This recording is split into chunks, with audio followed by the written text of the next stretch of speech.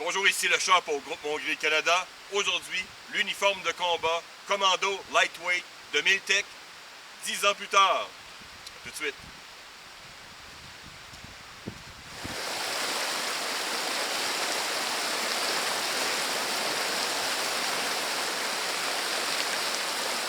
Pour commencer, nous allons présenter la veste elle-même.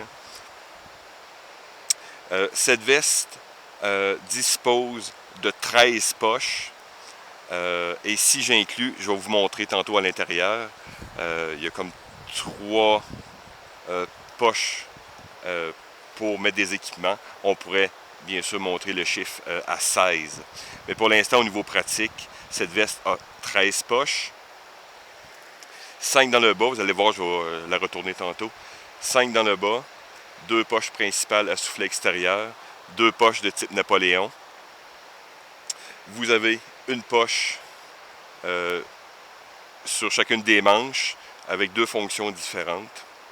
2 poches à l'intérieur et voyez, vous avez, comme j'ai expliqué, la gibecière à l'arrière que je vais présenter tantôt. Vous avez une fermeture éclair. Une grande fermeture éclair à double curseur, donc on peut l'ouvrir du haut et du bas. 2 attaches pour les ajustements au niveau du bas et au niveau de la ceinture. Le rabat bien sûr par velcro, attache intégrale jusqu'au col en haut. Renforcement au niveau des épaules et au niveau des coudes avec, vous avez la possibilité de faire l'ajout de protection en mousse, Evo, peu importe. La veste, quand je l'ai achetée, et les deux sont venus avec des protections en mousse, on pourrait dire très modiques, que j'ai remplacées rapidement par quelque chose de plus grande qualité. Mais vous avez les renforts avec possibilité d'ajout de protection. Au niveau des épaules et de la capuche, vous avez une doublure en taffeta, donc c'est plus doux pour quand on veut mettre la veste avec d'autres pièces d'équipement et c'est légèrement résistant à l'eau. Et aussi à l'arrière, au niveau de votre derrière, comme je vous dis, je parlais des poches ici. Excusez-moi, c'est 2 poches et non 3. C'est la veste Tag Gear qui en a 3. Mais vous avez 2 grandes poches, donc 15. Et voyez le renforcement au niveau du derrière. Donc quand on veut s'asseoir dans des surfaces humides, vous avez un renforcement très intéressant. Sous chacun des bras, vous avez une fermeture, encore ici, à double curseur pour la ventilation.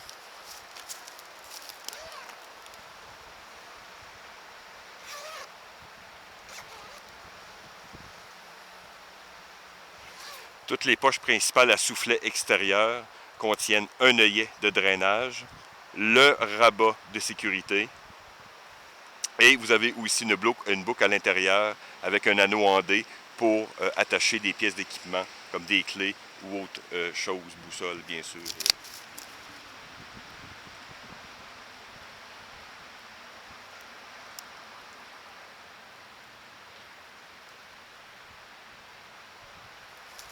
On peut aussi observer sur le devant, sur le côté droit de la personne et non de la caméra, vous avez une fermeture éclair qui permet un accès à l'intérieur de ces équipements.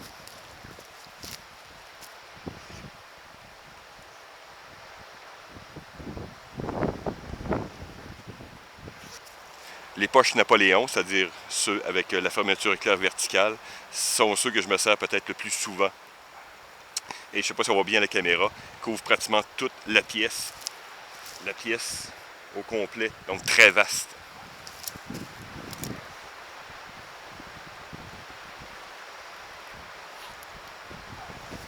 La poche sur le bras droit de la personne est une poche qu'on peut contenir sûrement une balise GPS de secours, une radio ou autre pièce d'équipement, peut-être un FOF, donc un Friend or Foe. Je ne sais pas exactement, sa forme est assez particulière, mais est assez vaste pour rentrer vraiment un bandage de campagne par exemple aussi.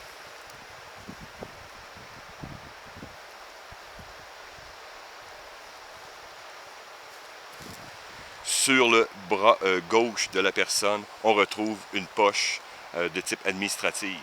Petite division pour un crayon, lampe de poche ou autre, et sûrement un carnet de campagne ou des notes.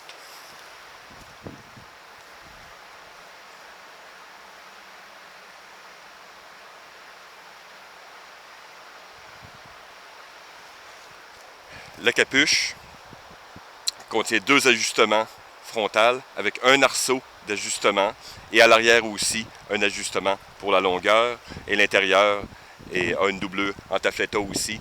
Donc très bon pour la pluie. Et bien sûr pour pas que les équipements que les équipements glissent bien comme votre casque ou d'autres pièces.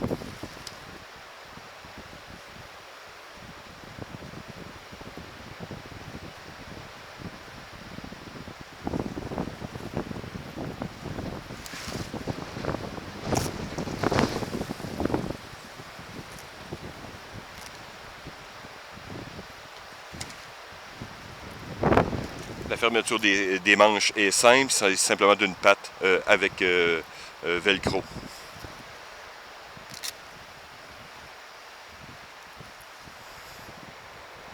À l'arrière, on retrouve différentes attaches. Je vais prendre une photo plus rapprochée pour vous montrer, pour attacher diverses pièces d'équipement ou du camouflage. Et vous avez bien sûr la grande gibecière qui sert, qui est très pratique pour mettre son poncho, un abri léger ou des foulards ou plusieurs pièces d'équipement. Aussi qui va permettre de renforcer si on s'assied sur de la roche ou si on se couche dans le bois. Donc pour se protéger un peu le derrière.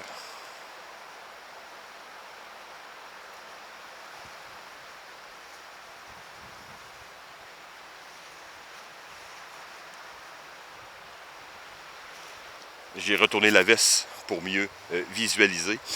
Dans le dos, à l'intérieur, vous avez 2 grandes poches ouvertes, sûrement pour des équipements rapides plus sensibles.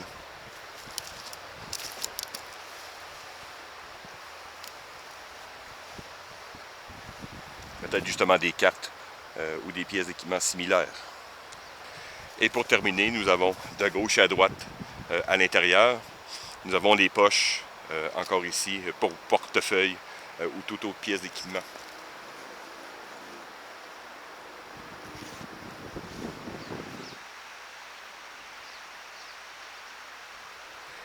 Et maintenant, passons aux pantalons.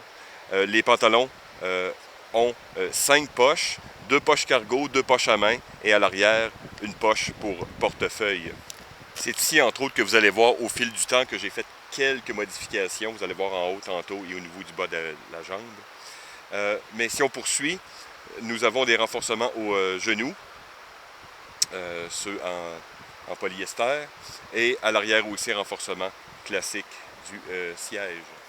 Commençons par les poches cargo. Les poches cargo, encore comme les poches sur la veste, ont un œillet de drainage, le rabat sécuritaire et 2 attaches par bouton canadien.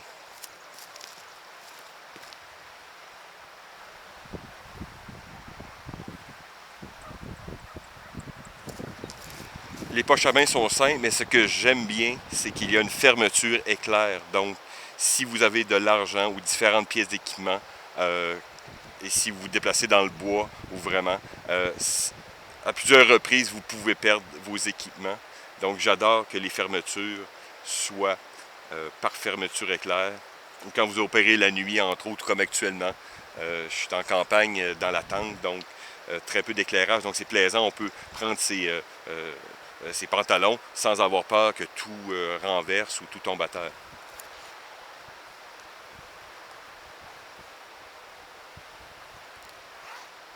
Et bien sûr, la poche arrière, du côté droit, la poche à portefeuille, encore ici très simple. J'aurais aimé en avoir 2, mais bon, il s'agit d'une version économique, donc je peux comprendre la décision.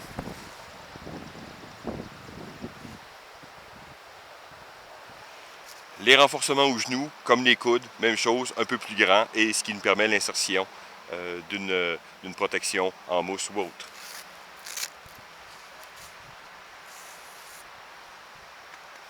Maintenant, nous allons regarder 3 petites modifications que j'ai faites sur les pantalons. Premièrement, si vous achetez ces pantalons, dans le bas, vous allez avoir une fermeture éclair qui permet justement de mettre des bottes plus facilement ou aisément. Moi, c'est une une chose que un peu je détestais. Ça rajoutait du poids inutile. Et c'était plus difficile de fermer le bas de son pantalon. Donc, j'avais retiré la fermeture éclair. J'étais un peu moins talentueux en couture à l'époque, mais la couture tient encore très bien.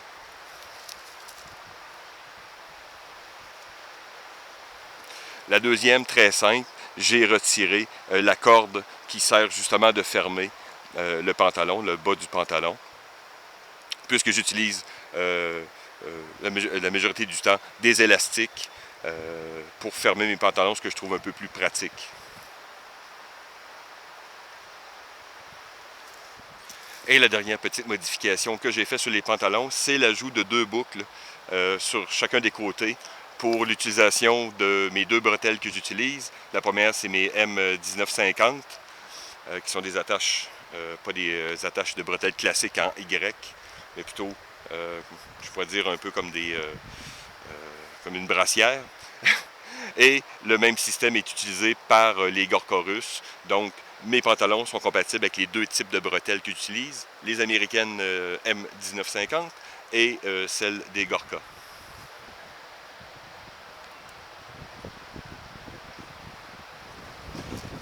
Et au niveau de la ceinture, vous avez de chaque côté des taquets d'ajustement par patte, donc vous tirez plus ou moins assez large, donc vous pouvez utiliser le pantalon sans ceinture.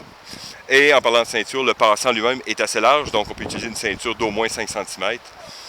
J'ai aucun problème avec pratiquement toutes mes ceintures de combat, donc sans problème. Wow!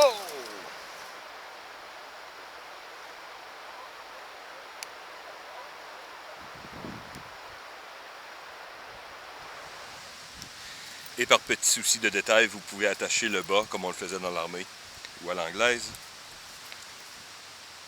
Il suffit de prendre la corde et la serrer juste au-dessous de sa ceinture. On écarte les jambes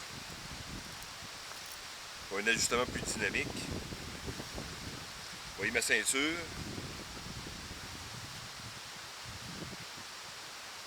Je serre juste à ce niveau.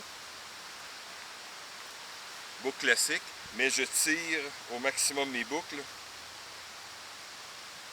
que je vais passer dans le bouton le plus bas.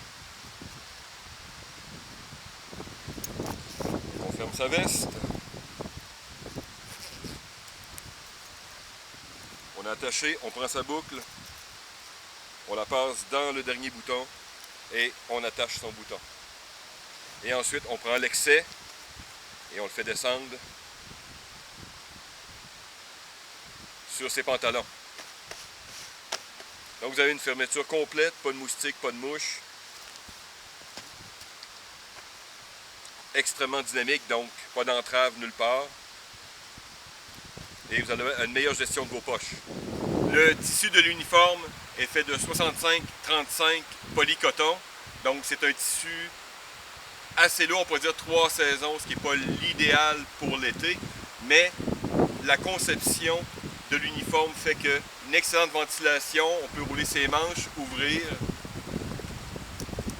bien sûr déboutonner, même au complet, en gardant la tâche de taille et de bas, donc on ventile extrêmement bien. J'ai opéré avec ce type d'uniforme sur plusieurs latitudes, y compris au Yukon et en hiver, donc je vais poster quelques photos et vidéos. Là, on a des circonstances assez hostiles. Et ça a très bien fait le travail, ça sèche relativement bien. Donc, comme je vous dis, c'est un uniforme qui est lourd pour les opérations, on pourrait dire, c'est fait pour les opérations profondes. La veste elle-même, le type de smock, a été conçu à la Deuxième Guerre mondiale par les Britanniques.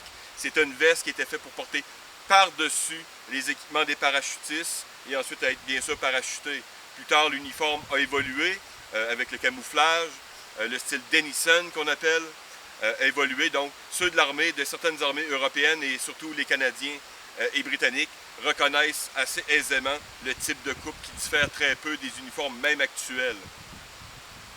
Pour le reste, les protections standards en poly, pas de problème, c'est léger, ils ne sont pas durs du tout, ils s'usent bien.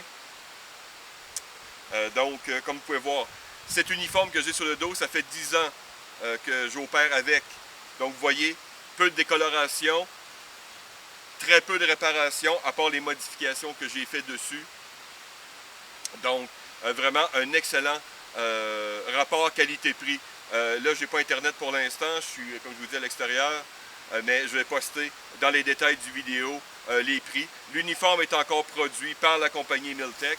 Bon, désolé, petit changement de batterie, je roule sur le solaire depuis tantôt, donc pour être sûr de ne pas faire couper mon vidéo. Alors, l'uniforme est encore produit par Milltech et distribué un peu partout si on fouille. Si je compare à ceux, les originaux, ceux, exemple, de la compagnie comme Tag Gear, le prix est une fraction des uniformes originaux. Aussi, il se décline en plusieurs couleurs intéressantes, comme bien sûr le CCE que je porte actuellement de l'armée française, de camouflage Centre-Europe. Vous l'avez en Flecktarn allemand, vous l'avez en Végétato italien, vous l'avez en bon vieux vert olive, en OD, vous l'avez en Coyote, la version noire aussi, et peut-être dans d'autres couleurs, mais c'est ceux qui me viennent top of my head. Donc, pour avoir des vêtements extrêmement intéressants sur le terrain, si on parle ici au niveau tactique, si on parle au niveau civil, bien, vous avez environ 3 couleurs assez intéressantes pour opérer. Donc, encore ici, un uniforme qui a fait ses preuves, excellent rapport qualité-prix, très solide. Donc, je vous le recommande. J'avais déjà posté un article similaire sur l'uniforme dans un autre forum de survie. Et évidemment, les gens approuvent. Vous pouvez aller voir aussi les commentaires sur différents sites. Donc, c'est peut-être un des meilleurs rapports qualité-prix. Un uniforme 4 saisons à prendre. Aussi, la taille. N'oubliez pas que c'est un vêtement qui est assez ample. Donc, moi, je porte généralement du X large. Et si j'étais pas au Canada ou en hiver, un large m'aurait très bien fait. Mais c'est sûr, comme je viens de vous le dire, moi, je porte souvent des couches d'isolation et même mon level 7 américain qui va aller très bien en dessous. Donc, c'est à vous de savoir au niveau des tailles. Mais souvent, suivez les commentaires sur les sites. Vous n'allez pas avoir de problème. Donc, voilà, c'est un petit vidéo sur un uniforme que je recommande à tous survivalistes ou les gens qui veulent des vêtements tactiques ou militaires de très bonne qualité à très bon prix. Alors, merci de m'avoir écouté. Bonne journée. Petit supplément par rapport au Smock Milltech. La poche intérieure, les poches intérieures que j'ai décrites, les 2 poches intérieures ouvertes, vous pouvez littéralement les découper sans nuire à la protection à l'arrière. Vous allez avoir donc un supplément de tissu pour les réparations ou faire d'autres poches ou beaucoup d'autres trucs. Donc, j'avais planifié de le faire sur celle-ci, que je n'ai jamais fait, mais maintenant que j'ai fait la vidéo, c'est exactement ce que je vais faire, je vais découper et je vais sûrement faire d'autres modifications sur le Smock. Et voilà.